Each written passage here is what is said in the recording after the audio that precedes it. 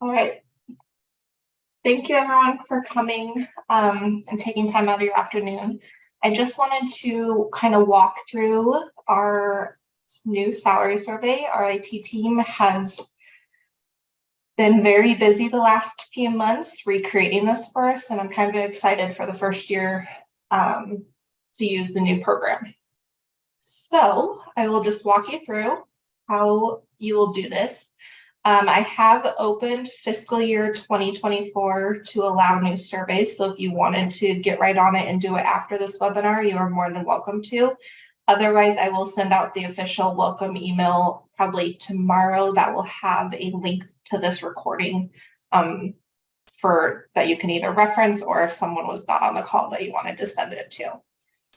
All right, so to access the salary survey tool, you will navigate to the iowacounties.org, our main website.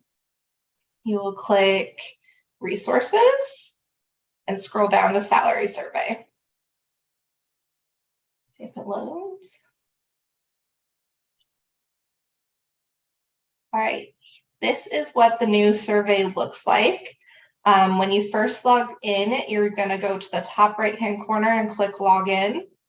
Your username and password, or your username is the same where it is the county dash your county number dash Isaac dash SS for salary survey. This year's password initially will be salary survey with capital S's 2023. Once you first initial sign in, it will ask you to update your password for you. So after signing in, let me go to the test site here. After signing in, it will just take you back here, but it will have your name up here at top. So to add a new survey, you're just going to click add survey.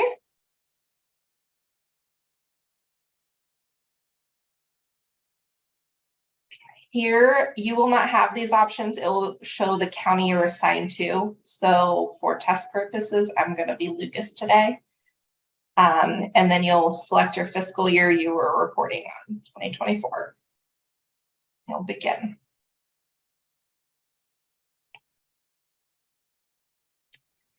So here is the first page, and our IT team did import all the information from the last few years. So this is the person who Julie completed the survey last year for Lucas County. So her information automatically populates there.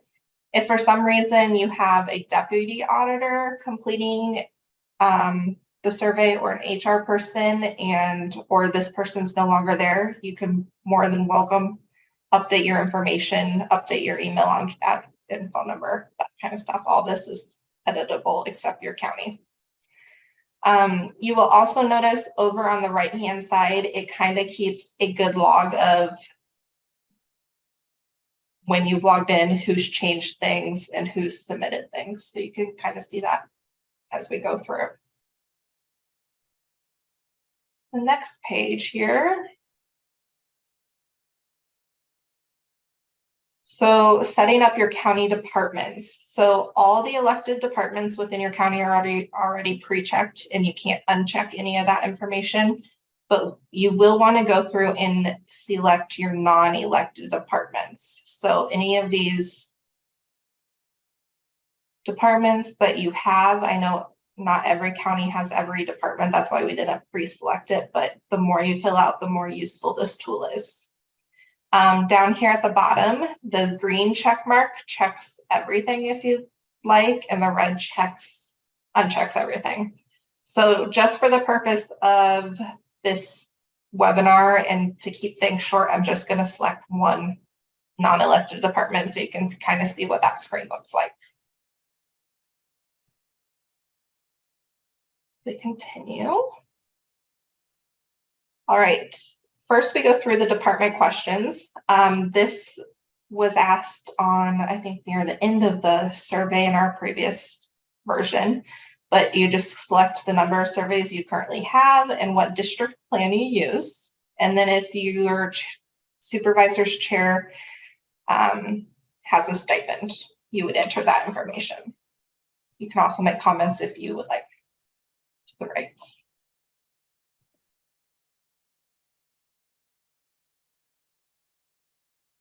All right, so now we will go through the elected official salaries.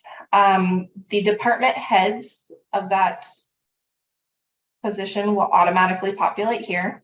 You'll just add their annual salary to each line. Oops, not 500,000.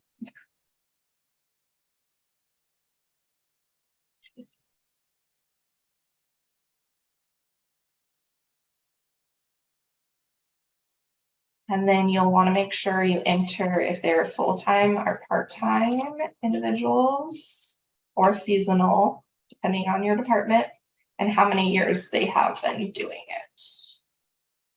Years in that position, not the number of years that they've been employed by the county, the number of years in that position. I will address this additional positions held in commons in the next one, but let's say under the Board of Supervisors in that department, they also have, there's the budget director. So we're going to add that position. Maybe the budget director makes 60,000 and is full-time. And maybe the budget director is also the county auditor. So we could select that. So it's kind of a shared position that way. If you needed to delete someone, you just click the little trash can over here to the right. Maybe the Board of Supervisors also has some additional staff that they have part-time. You can add that position. You can change the title.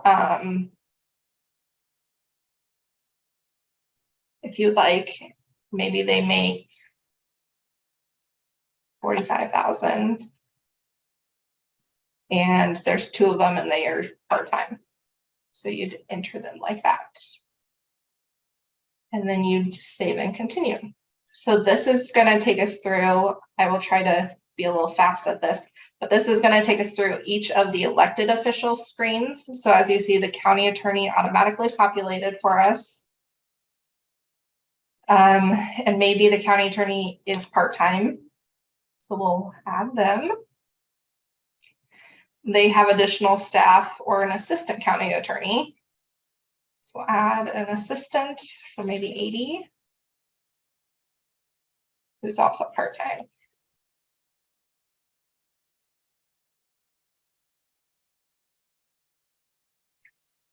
The county auditor, we had that they made 60,000.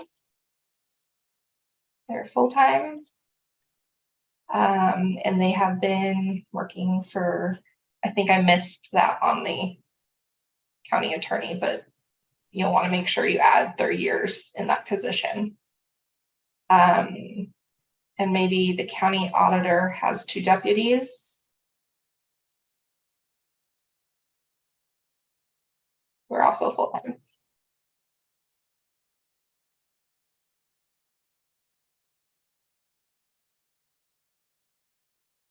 And the recorder.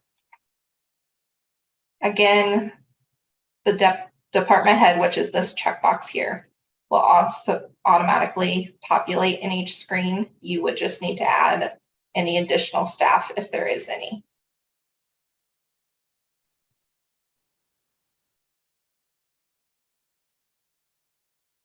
Let's do the sheriff's office.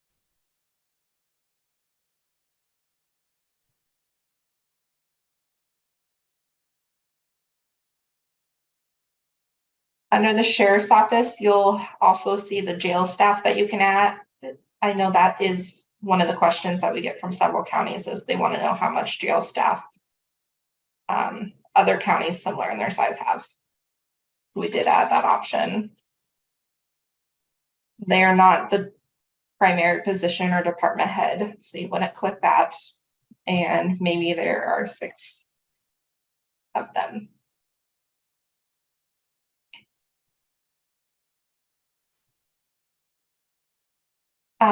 Treasurers.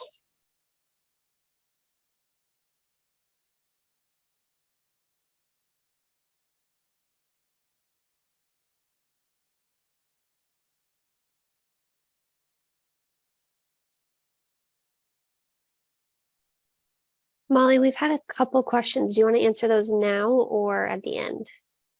Yeah, we can stop and answer those now. Thanks for Okay, catching that. yeah. The first one is about the username and password. Can you repeat those again? And I will also put those in the chat, and then hopefully everybody can see them and write them down. Yeah, so the username is the same username that it's been for several years, which is your county name dash county number dash Isaac, all lowercase, dash SS for salary survey. And the password is capital S salary, capital S survey 2023, all one word. And Perfect. that information will also be in the email that I send out tomorrow that has this recording attached to it. Awesome. That second question there, if you have multiple deputies, but they have different years of service, do you enter those separately? Yes, I would enter those separately. They designed the tool to be very user-friendly, but it is as user-friendly as much as you fill it out. So if you didn't want to put years, you didn't have to. You could just say that there's 6 deputies. However, if someone's going back and looking through kind of comparing salaries that way, that might make a difference on their years in that position. I think that answers the second question. If it does not, let me know as well. Okay, so conservation, non-elected departments. So we'll add his annual salary. They're full-time. Let's, hypothetically speaking, the conservation director may also be the E911 coordinator. You can add his additional positions held there as well. Say he's been the conservation director for 8 years. And then you can add additional staff as needed. Maybe they make 40. Again, I'll just making this completely up as we go.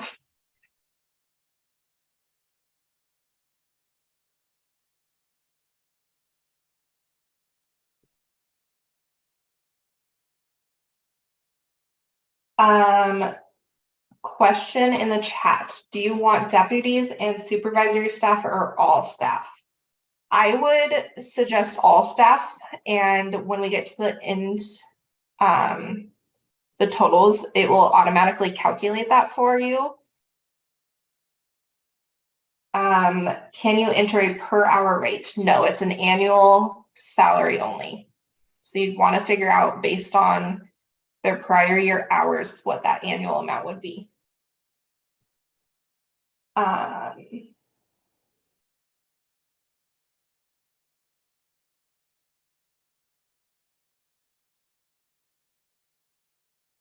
Okay, I see Grant's little message there.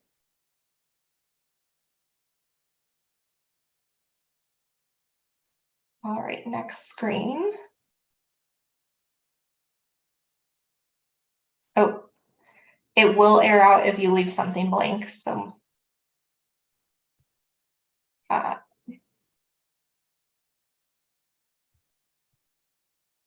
give them a title.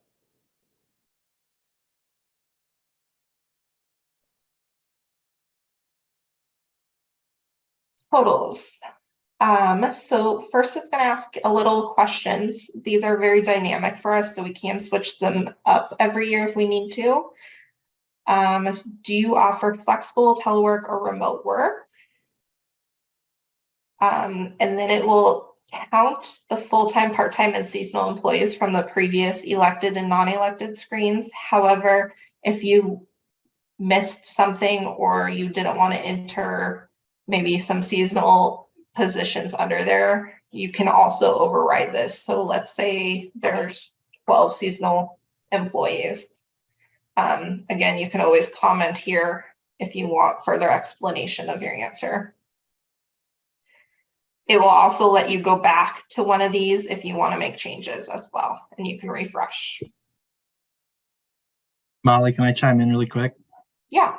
So we've got some questions about whether they have to add all of their deputies and all of their staff in there. So like, large counties, I think in the past, we've only had the elected positions. Is that correct?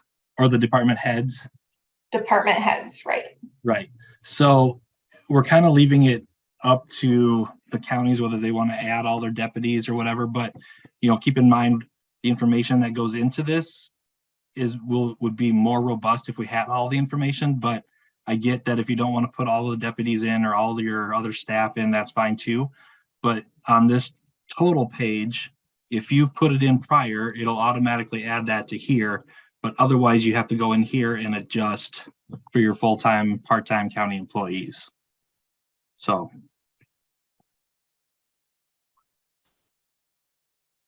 Hopefully that made sense. Yep. Laura, I see your question. So we need to report FY23 or FY24. This is going to be fiscal year 2024 that you'll be filling out. You've already completed 2023. All right, the next screen here, we are looking at benefits. Which method is used in setting up non-elected salaries and wages? You'll go through these. Does the county pay for retiree health benefits? Deferred compensation or other retirement plans, additional typers? Maybe you offer a Voya plan as well. You can type in your plan sponsor to the right. What type of time off do you have? PTO? Voluntary benefit. What voluntary benefits does your county offer? So this, you would want to select any additional voluntary items. So maybe you have voluntary AD&D and accident. So I would select both of those. Does your county offer a wellness program? If you answer yes, it'll ask you what incentives are offered. And you can select those from those below. Select the option that best describes your health plan. All right, here you will select the number of plans for your health, dental, and vision. Most counties probably only have one or two, but we do have a few counties that we know do have 3 or 4 different plans. So you select those as needed. For the purpose of this demonstration, I'll just say there's 2 health plans, 1 dental and 1 vision. And they're all 2-tiered. 4-tier would be employee, employee spouse, employee, children, and family.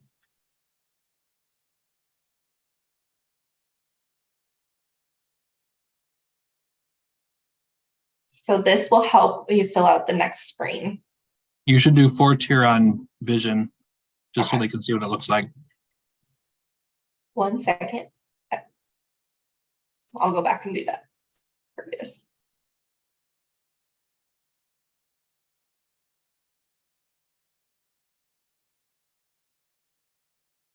Okay, 4-tier.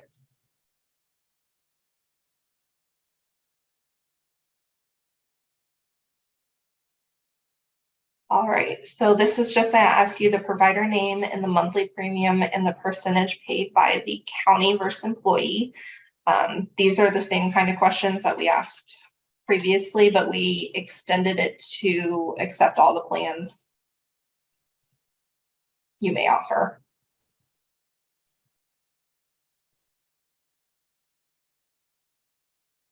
I'll try to quickly fill this out for you.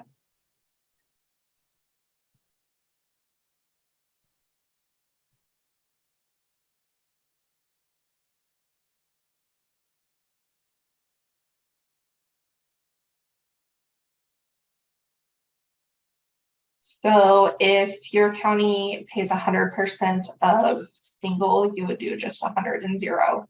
It will air out if you don't put a 0 in there. It will turn red on you. Maybe they do 80% of family.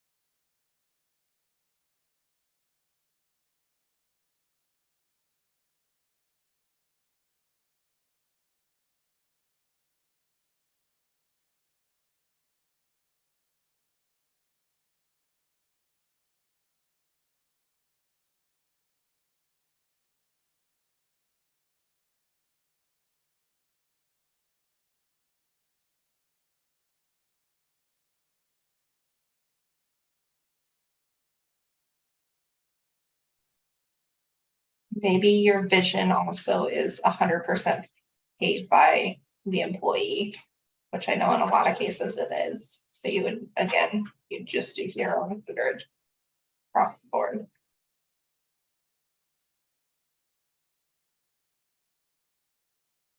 Or maybe it's 100% paid if they're on a single plan. Change it to that. Again, you could add a little comment if you prefer. A little bubble to the right. And it'll ask you about your accident plan.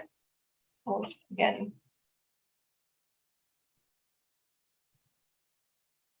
fill those out.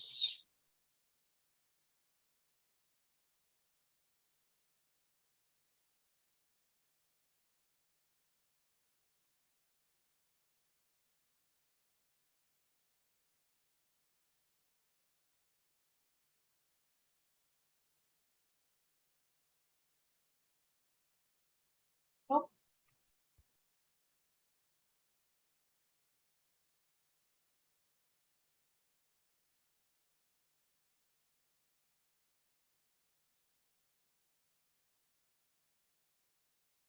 And then it brings you to the end.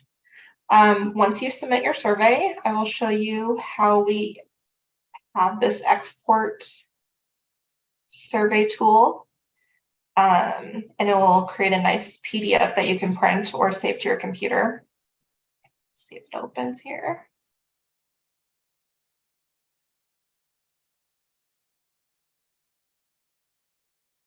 That way you'll be able to reference it for the next year.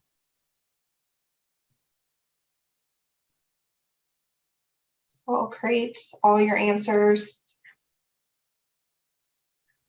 for you. Answer a few more questions here for you before I show you kind of the reporting we have.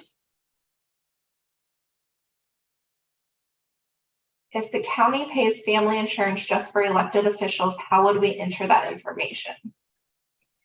Lorna, I would do a comment over to the right.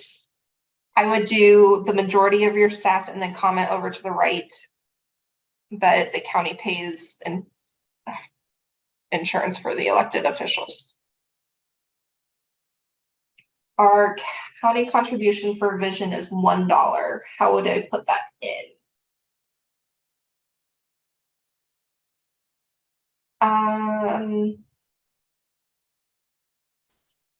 Again, I think I would probably either try to figure out that percentage or just comment that over to the right when you're filling out your vision percentage, Paula. What if you have employees at the same position but different wages and salaries? So that is where you could either add several different lines for those additional staff people. You could name them with their last name or their position title. Or you could just do your deputies and kind of lump sum your additional staff. Is there a way to print out the survey before completing it?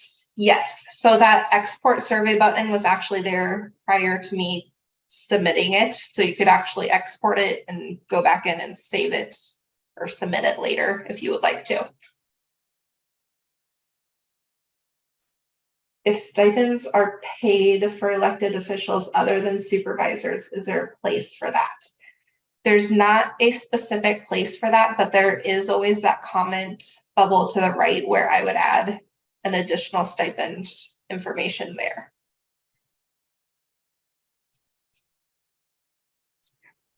All right, I'll show you kind of the reporting here. Let's go to the list.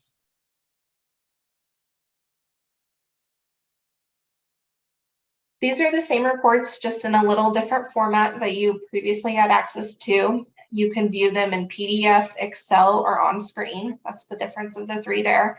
We did add the feature where there is the population ranking under the non-elected officials.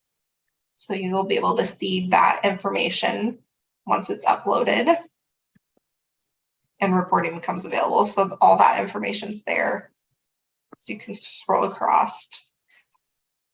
You also have the opportunity to sort by full-time, part-time, or seasonal if you only maybe wanted to report on your part-time positions. And you can drill down to specific counties or leave them at all counties. Show you the dashboard here. This is just another way for them to display some information.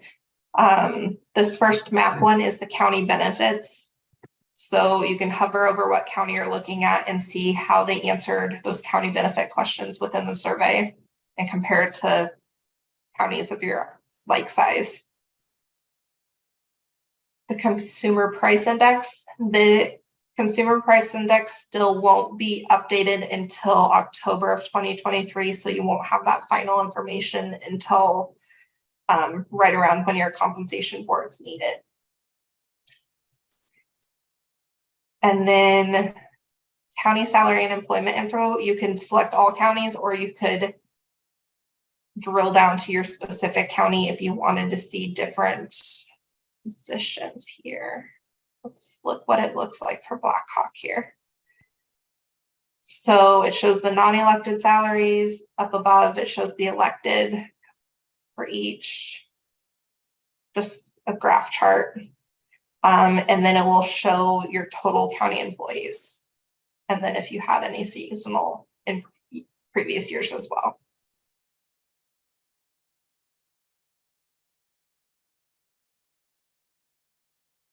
Billy, printing out a blank survey before completing it.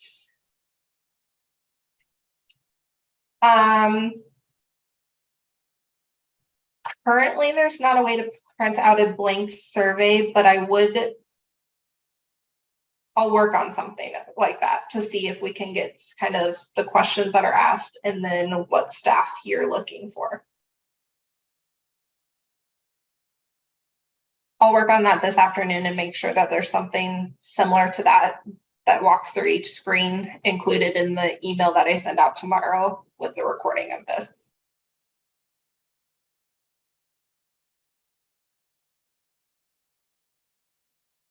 Does anyone else have any questions or anything that I missed, Brad? I don't think so. Yeah, we can work with Dylan and see if he is able to create a blank survey just using the questions that are in it. But otherwise, I think you've covered everything. All right.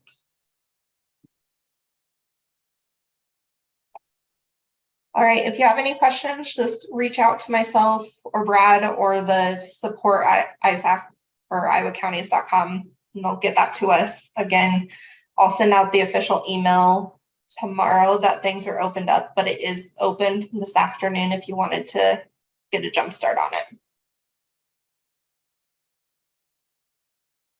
We did have one more question come in, Molly. Okay. Are we expected to add all employees now? No, you're not expected. Kind of like Brad said is it's the usefulness of, it's very useful to have all that information, but if you choose not to add all additional employees, you can change those employee counts at the totals near the end of the survey if you needed to. Can we work on it and come back another day? Yes, it automatically saves for you. So if you only get halfway through it and need to come back to it the next day, you're more than welcome to.